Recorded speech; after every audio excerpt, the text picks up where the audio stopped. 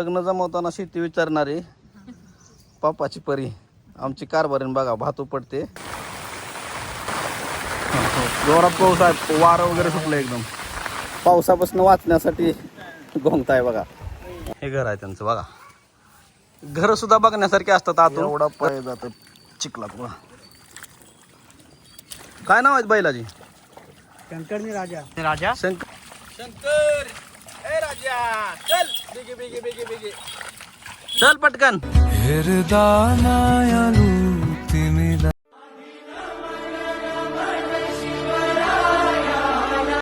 नमस्कार मित्रांनो, मी अमरीश तुमचं आपल्या हक्काच्या मराठी प्रतिशोध एमएस युट्यूब चॅनलवरती स्वागत करतो. तर मित्रांनो, आता मी आलेलो आहे आई भवानी वाघजाई कुलस्वामिनी या मंदिरात दर्शनासाठी. आणि टेरव मधलं हे अतिशय प्रेक्षणीय तीर्थक्षेत्र आहे आणि या तीर्थक्षेत्राला पर्यटनाचा बी दर्जा मिळालेला आहे. खूप छान आहे आणि पावसाळ्यात खरंच पाहण्यासारखं हे मंदिर असतं. तेच मंदिर तुम्हाला मी आता दाखवणार आहे. तर माझ्यासोबत कंटिन्यू करा. व्हिडिओ आवडला तरच लाईक, शेअर आणि सबस्क्राईब करा आणि मला प्रोत्साहन मिळावं म्हणून छोटीशी एक छानशी कमेंट द्या. तर चला पाहूया मंदिर. तर मित्रांनो, चिपळूण पासून निघाल्यावर कोकणच्या निसर्गरम्य वाटामधून आपण पोहोचतो एका अशा मंदिराकडे ज्याला पर्यटनाचा बी दर्जा मिळालेला आहे. ते म्हणजे श्री कुलस्वामिनी भवानी वाघजाई मंदिर. या मंदिराकडे जाण्यासाठी चिपळूणहून 3 वेगवेगळे मार्ग आहेत. एक म्हणजे खेर्डी या ठिकाणाहून तुम्ही जाऊ शकता, दुसरं म्हणजे चिपळूणातील विंध्यवासिनी मंदिरापासून तुम्ही जाऊ शकता आणि तिसरं म्हणजे मुंबई गोवा महामार्गावरील कामथे या गावातून तुम्ही जाऊ शकता. आज आपण निघालोय कामथे मार्गे श्री कुलस्वामिनी भवानी वाघजाई मंदिराच्या दर्शनासाठी. पण मित्रांनो, मंदिरापर्यंत पोहोचण्याआधीच्या छोट्याशा घाटातून दिसणारा कोकणचा हा नजारा खूप मनमोहक आहे. खाली पसरलेली डोंगर रांग आणि कोकणची ही सुंदर वळणावळणाची वाट. हा प्रवास फक्त मंदिरापर्यंत पोहोचवण्याचा नाही, तर वाटेत भेटणाऱ्या कोकणच्या निसर्गाचा अनुभव घेण्याचाही आहे. म्हणून चला आजच्या या सुंदर प्रवासात माझ्यासोबत राहा. मित्रांनो, जर वर्षीपेक्षा या वर्षी पावसाचं प्रमाण कमी आहे. कोकणात सुद्धा, संबंध महाराष्ट्रात तर कमी आहेच आहे, पण कोकणात ही या वर्षी पावसाचं प्रमाण कमी आहे आणि तरीही लोकांची भात लागण वगैरे चालू आहे. पाहू शकता तुम्ही, अनेक ठिकाणी उशीर झालाय भात लागण करण्यासाठी, पण तरीही जेवढा पाऊस पडतोय त्याच्यावरती शेतीची कामं चालू आहेत. इथं तुम्ही पाहू शकता. आणि कोकणाचं रूप पालटत आहे. मी पहिल्यापासून व्हिडिओमध्ये सांगतो की कोकण मूळ रूपात येतोय. ज्याचं अट्रॅक्शन असतं अख्ख्या महाराष्ट्राला, अख्ख्या देशाला, तसा कोकण बनतोय. मित्रांनो, माती कुठलीही असो, शेवटी ती मातीच असते. मी सोलापूर जिल्ह्यातील बार्शी तालुक्यातील म्हणजेच पश्चिम महाराष्ट्रातला माणूस. यावर्षी पाऊस कमी आहे का जास्त आहे? कमी आहे ना. तरणा सरला आता म्हातारा सुरू झाला. तरणा सरला म्हातारा सुरू झाला पाऊस. म्हातारा म्हणजे कमी असतो का? नाही, म्हातारा पाऊस जास्त लागतो, पण आता कमी आहे पाऊस. म्हातारा पाऊस चालू झाला तरी पण कमी आहे. आमच्याकडे सोयाबीन, उडीद, मका, ज्वारी, गहू अशा पद्धतीची पेरणी, खुरपणी, मशागत काढणी, शेतीची ही सगळी कामं आम्ही लहानपणापासून पाहतोय, अनुभवतोय. पण कोकणातली भात शेती ती माझ्यासाठी नेहमीच वेगळी होती. पावसात न्हाऊन निघालेले हिरवेगार शेत, चिखलात रुतलेले पाय, हातात भाताची रोपं, बैलांच्या गळ्यातल्या घंटा आणि त्या सगळ्यांमागची शेतकऱ्यांची प्रचंड मेहनत, हे सगळं मला कायम आकर्षित करत आले. म्हणून मी कायम फिरत असतो, वेगवेगळ्या ठिकाणी जातो, निसर्ग पाहतो, फोटो काढतो, व्हिडिओ बनवतो. आणि आज भात लावण्याचा योग आला. पहिल्यांदाच मी, माझी बायको आणि आमचा छोटा मुलगा शाहू चिखलात उतरून भात लावला. आमच्यासाठी हा फक्त एक व्हिडिओ नव्हता, ही एक अनुभवण्यासारखी गोष्ट होती. कारण आम्ही आमच्या भागात शेती केली आहे, पण कोकणातली ही भात शेती, तिची पद्धत, तिचं वातावरण, तिचं कष्टाचं गणित हे आमच्यासाठी अगदी वेगळं आहे. टेरव मध्ये आहे मित्रांनो मी सध्या. टेरवचं मंदिर शूट करण्यासाठी चाललो होतो. त्यावेळेस इथं भात लागण चालू होती आणि शेती हा आपला आवडीचा विषय आहे, त्यामुळं थोडंसं थांबून म्हणलं गप्पा गोष्टी कराव्या. भात लागण आपल्याला पहिल्यापासून आवडते, ते आज पाहायला भेटली. हे नवीन मंदिर झालं काय? नाही, पहिले जुनच मंदिर आहे, जीर्णोद्धार झाला. मित्रांनो, एक स्वयंभू महादेवाचं मंदिर आहे इथं, पाहू शकता. नवीन झालंय, जवळून दाखवतो मी तुम्हाला कसं आहे ते, पण अगोदर भात लागण बघूया. आणि म्हणूनच आज हे करताना एक विचार मनात आला.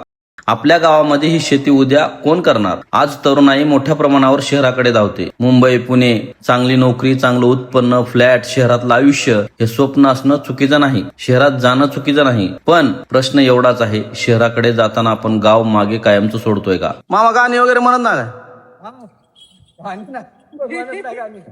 पाऊस नाही ना, त्याच्यामुळे पाणी म्हणत नाही कुठं. गाणे म्हणून भात लागण म्हणजे भारी होतो, भारी होतं. हो ही आज अनेक गावामध्ये तरुण कमी होत आहेत. आणि गावात दिसतायत ती प्रामुख्याने वयस्क माणसं. शेती कमी होते, शेत ओस पडतायत, त्यामागे फक्त तरुण शहरात जात आहेत हेच कारण नाही. बदलतं हवामान, अवकाळी पाऊस, प्रदूषण, जंगलतोड, वनवे, निसर्गावर वाढत चाललेला ताण आणि शेतीकडे पाहण्याचा आपला बदललेला दृष्टिकोन, या सगळ्यांचा परिणाम आपल्या गावावर होतोय. आज मुलगा शहरात नोकरीला असावा, शहरात घर असावं, फ्लॅट असावा या अपेक्षा वाढतायत, पण गावात शेती करणारा, मातीशी जोडला, स्वतःच्या हाताने कष्ट करणारा मुलगा तो कमी का वाटावा? हा प्रश्न फक्त कोकणाचा नाही, हा प्रश्न माझ्या सोलापूरचा आहे, महाराष्ट्रातल्या प्रत्येक गावाचा आहे आणि कदाचित संपूर्ण देशाचा आहे. कारण मी सोलापूरचा असलो किंवा कोकणातला असलो, मातीला घाटी किंवा कोकणी असा भेद कळत नाही. ती फक्त कष्ट ओळखते, घाम ओळखते आणि त्या घामातून उगवलेलं अन्न ओळखते. म्हणून आज कोकणात भात लावताना मला एक गोष्ट प्रकर्षाने जाणवली. शेती फक्त पिकवायची नसते, तर ती जपायची असते. पाऊस नसल्यामुळं ही भात लागण थांबले. हे रान तयार आहे पण पाणी नाही, त्यामुळं हे थांबले. आता इकडून वरून पाणी सोडलं जातं इकडे एक एक एक एक एक. बघा मित्रांनो, हे साठवलेलं पाणी आहे. एवढे 2 तुकड्यात मी साठवलंय पाणी. आता ही लावून झालंय. आता इथून पाणी इथं जाईल. हे पूर्ण झाल्यानंतर ह्यात घेतील, है ना. हे बघा, पूर्ण काळवंडून आले, पडल असं वाटतंय आणि त्याच आशेवरती सध्या चाललेला आहे. पडलं तर पलीकडलं सुद्धा लावून काढतील. तर मित्रांनो, तेरव या ठिकाणी अंकुश साळवे यांच्या शेतामध्ये आहे मी.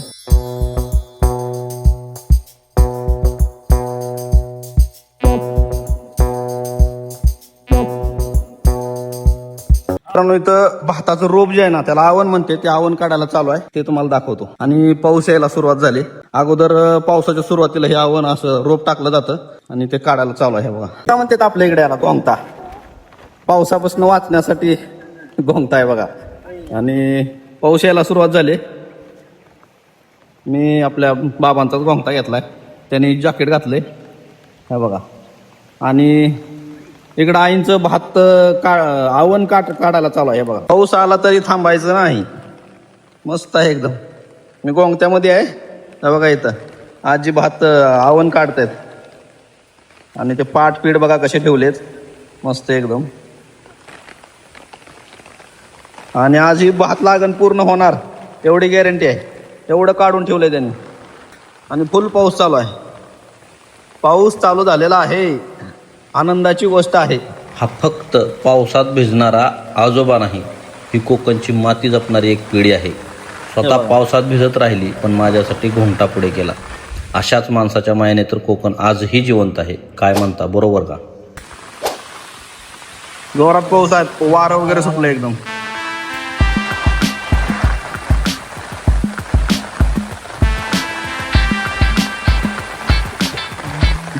ते घ्या की गोंगता, तो वाला घ्या की. गाव फक्त फिरायला सुंदर नसतं, तर ते जगण्यासाठीही सुंदर असतं. आणि शहर कितीही मोठी असली तरी त्यांची भूक भागवण्यासाठी कोणीतरी गावात शेतात उतरावंच लागतं. आणि बघा, पावसाचं पाणी रोडवरचं अशा पद्धतीने इकडे घेऊन या भात शेतीत इथं भरायला चालू आहे. आता ही भरल्यानंतर ही इथं जाणार, म्हणजे ही खालचं पूर्ण भरणार आणि मग इथं सुद्धा लागण होणार. हा पूर्ण खालचा पट्टा लावून घेणार आज. हे पहा, हे पाणी इथनं त्या बाबांनी हे केलं, हे पाणी इथं आलं, इथूनही भरायला चालू आहे. एक एक सिंगल वाढायचं. हा, सिंगल खाली चालायला हात लावायचा. लग्न जमवताना शेती विचारणारी पापाची परी आमची कारभारीण बघा. भात उपटते. पोराला शेती असायला पाहिजे पण पोरीने शेतात काम नाही केलं पाहिजे, ही आताची फॅशन आहे. प्रत्येक बापाचं हे मत असतंय. पण जर शेतात कामच नाही कोणीच केलं, अंगाला घाणच लागून दिली नाही, तर एक दिवस खायचं काय? मग ते मकरंद अनासपुरेच्या पिक्चर मधल्यासारखं होईल. 1 किलो गव्हासाठी 1 किलो तांदळासाठी देश घाण ठेवला जाईल. शेतकरी नवरा नको म्हणतेस, शहरातला हवा म्हणतेस. फ्लॅट हवा, गाडी हवी, पगाराची आकडेवारी पाहतेस. पण एकदा विचार करून बघ, त्या शहरातलं तुझं ताट भरत कशान, त्या शहरातलं तुझं ताट कशान. व्हिडिओच्या किंवा रीलच्या माध्यमातून तरी आज आमची कारभारीण भात उपटते बघा. पाऊस थांबलाय. ज्यावेळेस संपूर्ण शेतीमध्ये भात लागण होते आणि ज्यावेळेस ती भात असा मोठा होईल, हिरवं पूर्ण रान हिरवं होतं ना, त्यावेळेस खरंच बघण्यासारखं कोकण असते. हे भाताचं कुठलं वान फिन काय जात अशी काय असते? रत्नागिरी 8. तर मित्रांनो, भाताचं वाण जे आहे हे रत्नागिरी 8 आहे. म्हणजे कोणकोणत्या भागात कुठलं वाण चलतंय त्यानुसार कसं येतंय त्याच्यावरती टाकलेलं असते. 1 जूनला पेरलेला आहे. हा, त्यामुळे थोडस बारीक दिसतंय ना, पण येणार सगळं लावलं की. म्हणून माझ्या छोट्या मुलाला आज मी फक्त भाताचे रोप लावायला शिकवत नाही, त्याला मातीशी नातं जोडायला शिकवतोय. उद्या तो शहरात जाईल, मोठा होईल, आपली स्वप्न पूर्ण करेल, पण त्याला एवढं नक्की कळलं पाहिजे आपण कुठून आलोय, आपलं अन्न कुठून येतंय आणि आपल्या पायाखालची माती किती कष्टाने हिरवी होते. कारण शेवटी प्रदेश वेगळे असतील, पिकं वेगळी असतील, पद्धती वेगळ्या असतील, पण शेतकऱ्यांचा घाम सगळीकडे सारखाच असतो आणि ही माती आपली सगळ्यांची आहे. म्हणून शेती वाचवा, गाव वाचवा, निसर्ग वाचवा आणि पुढच्या पिढीला मातीशी नातं जोडायला शिकवा. नांगरायला चालू आहे. ह्यात काच फीच काय लागत नाही पायाला, काच फीत हा ना. हा, म्हणजे अगोदर ती जाळून साफ करते, ती झाडून वगैरे ह्याला झाडलेलं आहे पूर्ण. हा हा. काय नाव आहेत बैलाजी? शंकरनी राजा. शंकरन राजा. मग काय नुसतं हर हर महादेवच म्हणायचं माझं.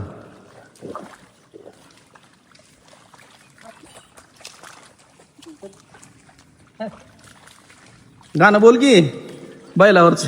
नावा युवा शेतकरी आहे तू, युवा शेतकरी आहे तू.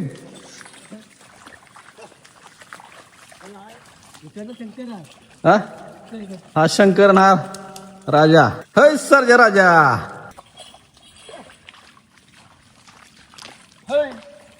शंकर ए राजा, चल बेगे बेगे बेगे बेगे. हाय शंकर, हरे हरे. भोळा माझा शंकर राजा रे, डमरूच्या नादान गाजला रे. हर हर महादेव म्हणता रे, माझ मन शिवमय झालं रे.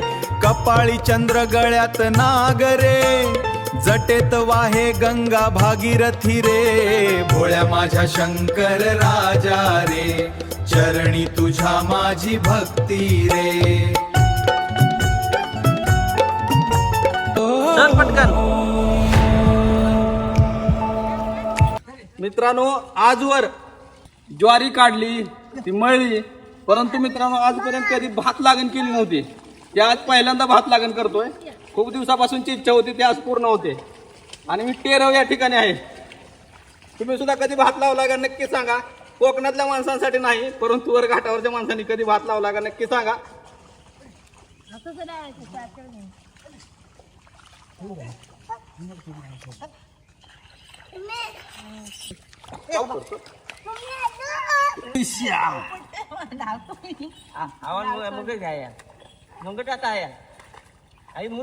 लावायचं नाही चौदाच मध्ये राहायचं.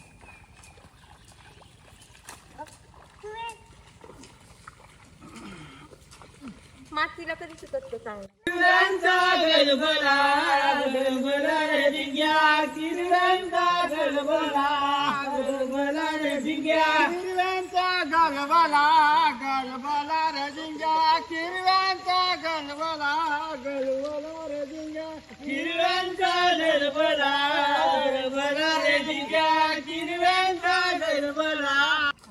पहिल्यांदा शेतात मगाच म्हणलं ना, लग्न जमवताना शेती पाहिजे, काम करायला शेती नको आहे. गाडी जाऊ दे गवताला, गवताला रे ढिग्या. मुसाच्या टेपाला, टेपाला रे ढिग्या. मुसाच्या टेपाला, मुसाच्या टेपाला, टेपाला रे ढिग्या. मुसाच्या टेपाला, टेपाला रे ढिग्या. हातवारी पाळणा पाळणा. मित्रांनो, तुम्हाला रिक्षाचा आवाज ऐकू येत असेल, ही तीच रिक्षा आहे जी काही दिवसापूर्वी मी इंस्टाग्रामवर रीलच्या माध्यमातून तुमच्या समोर आणली होती आणि त्या रीलला 5 लाखाहून अधिक लोकांनी पाहिलं. सध्या इंस्टाग्रामवर टेरवची कन्या म्हणून ही रिक्षा चांगलीच ट्रेंडिंगला आहे आणि तो रिक्षावाला आणि रिक्षावाल्याचं घर हे टेरव आहे. तर व्हिडिओ कंटिन्यू करा. तर चला पाहूया. घर आहे मित्रांनो, आणि कोकणची माणसं साधी भोळी म्हणतात ना, ते हे घर आहे त्यांचं. बघा, घर सुद्धा बघण्यासारखे असतात आतून. जर मला कधी वेळ भेटला ना, तर तुम्हाला घर सुद्धा आतून व्यवस्थित नक्की दाखवेल. हे दादा फक्त रिक्षाच चालवत नाहीत, ते एक रायडरही आहेत. बाईक रायडिंगचा छंद त्यांना आहेच, पण रिक्षेची सुद्धा त्यांना तितकीच आवड आहे आणि म्हणूनच त्यांनी आपली रिक्षा स्वतःच्या कल्पनेतून स्वतःच्या हाताने इतकी सुंदर आणि युनिक सजवली आहे की लोकांना काहीतरी वेगळं दिसावं, आपल्याकडे आकर्षित व्हावं आणि आपल्या छंदाला व्यवसायाची जोड मिळावी. यातून एक गोष्ट शिकण्यासारखी आहे. छंद फक्त जोपासायचा नसतो, तर त्यातून स्वतःची एक वेगळी ओळख निर्माण करून त्याच छंदातून पैसा आणि लोकांना चांगली सेवा दोन्ही मिळवता येतात आणि या दादांनी तेच करून दाखवलंय. तर सॅल्यूट आहे त्यांना. टेरव मध्ये प्रवेश करताना सुरुवातीलाच आपल्याला श्री कुलस्वामिनी आई भवानी वाघजाई मंदिराची भव्य अशी कमान दिसते आणि या कमानीच्या अगदी डाव्या बाजूला आहे खेरडोबेश्वर महादेवाचे हे सुंदर नुकतंच जीर्णोद्धार झालेलं मंदिर. सभा मंडपातून आत प्रवेश केल्यानंतर सर्वप्रथम नंदी महाराजांचं दर्शन होतं आणि त्यानंतर आपण गाभाऱ्याकडे जातो. इथे महादेवाचं शिवलिंग आहे, पण एक गोष्ट लगेच लक्षात येते, या शिवलिंगाच्या वरती छत नाही. या मागचं नेमकं कारण मला माहिती नाही, मात्र इथे आल्यानंतर मनाला एक वेगळीच ऊर्जा आणि शांतता जाणवते. मंदिराचा परिसर अतिशय स्वच्छ सुंदर आहे. चारही बाजूने हिरवाईने नटलेला हा परिसर आणि मोक्याच्या ठिकाणी असलेले हे मंदिर मनाला खूप भावतं. इथं महादेवाचं दर्शन घेऊन मग आपण पुढच्या प्रवासाला निघतो. डाव्या बाजूला खेरडोबेश्वर महादेवाचं मंदिर आणि उजव्या बाजूला आपण आत्ताच या ठिकाणी भात लावून केली ते शेत आहे आणि आता इथून आपला प्रवास सुरू होतो श्री कुलस्वामिनी आई भवानी वाघजाई मंदिराकडे. दुसरी कमान दिसते. या ठिकाणी दोन रस्ते एकत्र येतात. एक रस्ता खेरडीकडून येतो तर दुसरा कामथेमधून, ज्या रस्त्यानं आपण आता आलोय. आता सध्या भात लावणीचा हंगाम सुरू आहे. रस्त्याच्या दोन्ही बाजूना शेतकऱ्यांची लगबग सुरू आहे. कोणी रोपं लावतंय, कोणी चिखलाची मशागत करतंय. प्रत्येक जण आपल्या कामात अगदी गुंग झालेला दिसतोय, कारण शेतकऱ्यांसाठी भात लावणीचा काळ हा खूप महत्वाचा असतो. यावर्षी पावसानं थोडा उशीर केला आहे आणि त्यात शेतकऱ्यांसमोर अनेक अडचणी असतात, पण शेतीमध्ये वेळेला खूप महत्व असतं. योग्य वेळी योग्य काम झालं तरच पुढचं संपूर्ण वर्षाचं नियोजन सुरळीत होतं. म्हणूनच मिळालेल्या या वेळेत शेतकरी आपलं काम पूर्ण करण्यासाठी अक्षरशः प्राणपणाला लावून झटताना दिसतात आणि अशाच्या हिरव्यागार शेताकडे, निसर्गाकडे आणि शेतकऱ्यांच्या मेहनतीकडे पाहत पाहत आपण आता पोहोचलोय कुलस्वामिनी आई भवानी वाघजाई मंदिराच्या जवळ. मित्रांनो, या मंदिराच्या जवळ पोहोचत असताना दोन्ही बाजूंना दिसणारा निसर्गाचा अत्यंत सुंदर आणि मनमोहक नजारा आपलं लक्ष वेधून घेतो. ही हिरवळ पाहत पाहत आपण ज्यावेळेस मंदिराच्या मुख्य प्रवेशद्वाराजवळ पोहोचतो त्यावेळेस समोरच मोठ्या अक्षरामध्ये लिहिलेलं दिसतं श्री कुलस्वामिनी भवानी वाघजाई मंदिर. या भव्य कमानीतून आपण मंदिराच्या परिसरात प्रवेश करतो आणि दोन्ही बाजूंना फडकणारे भगवे झेंडे आपल्या नजरेस पडतात. आता पावसाळ्याचे दिवस आहेत. कोकणात वारंवार पाऊस पडत असतो, त्यामुळे मंदिर व्यवस्थापनाने भाविकांची काळजी घेत मंदिराच्या परिसरात कार्पेटची व्यवस्था केली आहे, जेणेकरून पावसामुळे कोणाचा भाविकांचा पाय घसरू नयेत. भाविकांच्या छोट्या छोट्या गोष्टींची इतकी काळजी घेतली जाते, हे खरंच कौतुकास्पद आहे. मित्रांनो, मंदिराच्या दिशेने पुढे जात असताना समोरच मंदिराच्या कळसावर डौलाने फडकणारा भगवा झेंडा दिसतो. मंदिरात प्रवेश करण्यापूर्वी आपण घंटानाद करतो आणि या घंटानादासोबतच मनातली नकारात्मकता दूर होऊन एक वेगळीच सकारात्मक ऊर्जा जाणवायला लागते आणि मग समोर दर्शन होतं त्या आई भवानी मातेचं. इथे पुजाऱ्याकडून आरत लावली जाते. आता आरत तुम्हाला सर्वांना माहितीच आहे. भवानी मातेच्या मंदिराच्या बाजूलाच स्वयंभू महादेवाचं शिवलिंग आहे, त्यामुळे आई भवानीचं दर्शन घेतल्यानंतर स्वयंभू महादेवाचं दर्शनही नक्की घ्यायचं. आणि या मंदिराचं सर्वात खास वैशिष्ट्य म्हणजे भवानी मातेच्या डाव्या बाजूला आपल्याला एकाच ठिकाणी नवदुर्गांचं दर्शन घेता येतं. म्हणूनच मला हे ठिकाण म्हणजे कोकणातलं तुळजापूर वाटतं. नवदुर्गांचं दर्शन घेतल्यानंतर पुन्हा एकदा आई भवानी मातेचं दर्शन घ्यायचं आणि अगदी भवानी मातेच्या समोरच कुलस्वामिनी वाघजाई मातेचं मंदिर आहे. म्हणजे आई भवानी माता आणि वाघजाई माता अगदी समोरासमोर विराजमान आहेत. या दोन्ही देवींचं दर्शन घेण्याचं भाग्य या ठिकाणी आपल्याला मिळतं. दर्शन झाल्यानंतर मंदिराच्या चौबाजूने फेरफटका मारायला विसरू नका, कारण मंदिराचा परिसर अतिशय निसर्गरम्य आहे. मंदिराला पर्यटनाचा बी दर्जा मिळालेला आहे. पावसामुळे शेवाळ आहे. मित्रांनो, वन विभागाने इथं एक पार्क म्हणजे छोटस गार्डन केलेलं आहे आणि या गार्डन मध्ये विविध पक्षी, वनस्पती, प्राणी यांचे फोटो, त्यांची माहिती असं बोर्ड आणि पुतळे लावून उभा केलेले आहे. परंतु आता पाऊस असल्यामुळं आतमध्ये जायला थोडासा प्रॉब्लेम आहे. पूर्ण गवत वाढलंय, घाण झालेला आहे पूर्ण आणि पाहू शकता झाडावरती सुद्धा शेवाळ चढलंय आणि हे ते गार्डन आहे. आणि हो, आई कुलस्वामिनी भवानी वाघजाई मातेच्या या पवित्र मंदिराला तुम्ही एकदा तरी नक्की भेट द्या. आणि आपण इथंच थांबतोय. धन्यवाद. जय जिजाऊ, जय शिवराय.